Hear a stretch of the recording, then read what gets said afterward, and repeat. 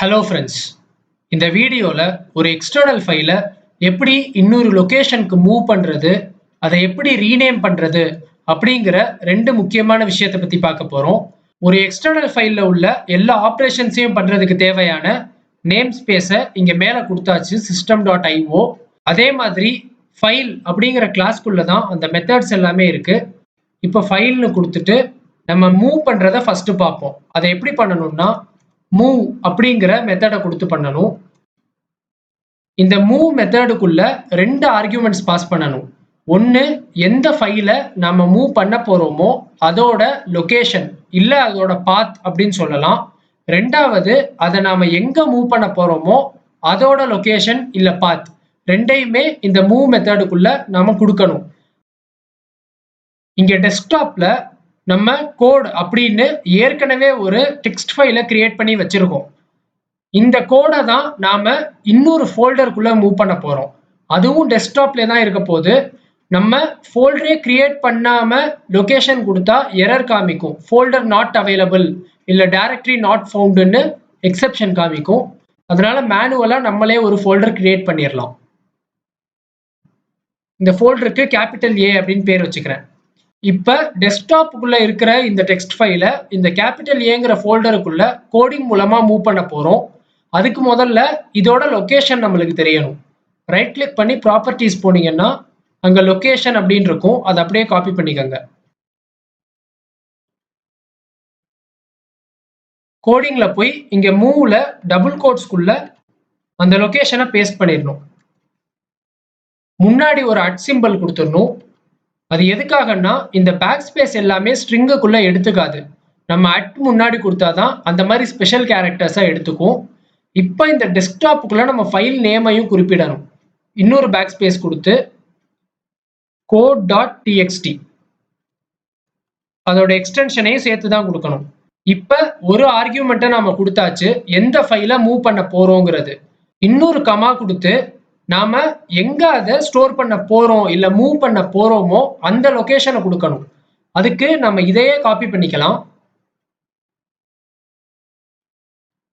இங்க பேஸ்ட் பண்ணிட்டு டெஸ்க்டாப்புக்கு அப்புறமா இன்னொரு ஒரு ஃபோல்டர் இருக்கு, அதை மட்டும் இங்க நான் கொடுக்கணும்.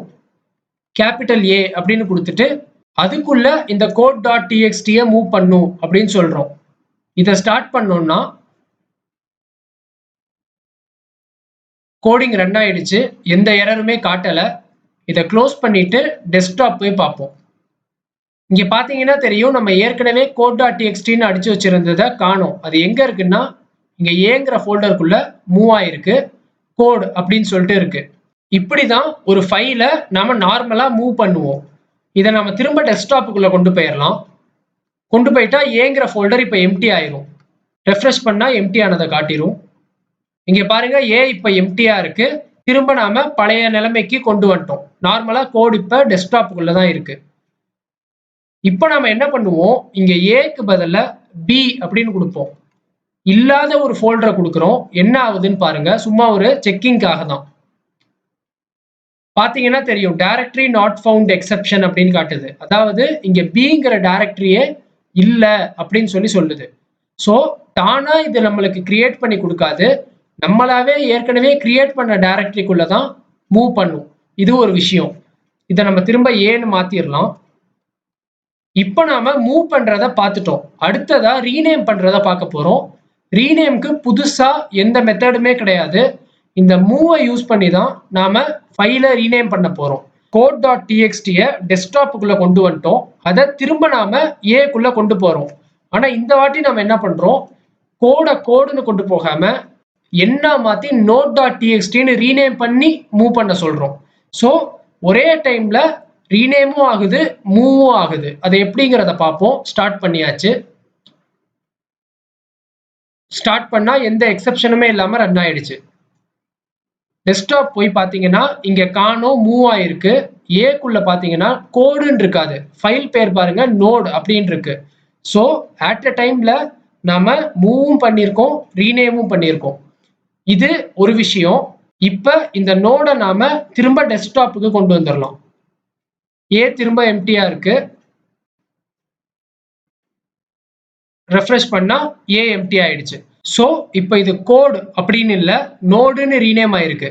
ஆனா ஒரு ஃபைலை ரீநேம் பண்றதுக்கு அதை மூவ் பண்ணியே தான் ஆகணுமா, ஒரே இடத்துல வச்சு ரீநேம் பண்ண முடியாதா அப்படின்னு கேட்டீங்கன்னா அதுவும் முடியும். அது எப்படிங்கிறத இப்போ நம்ம பார்ப்போம்.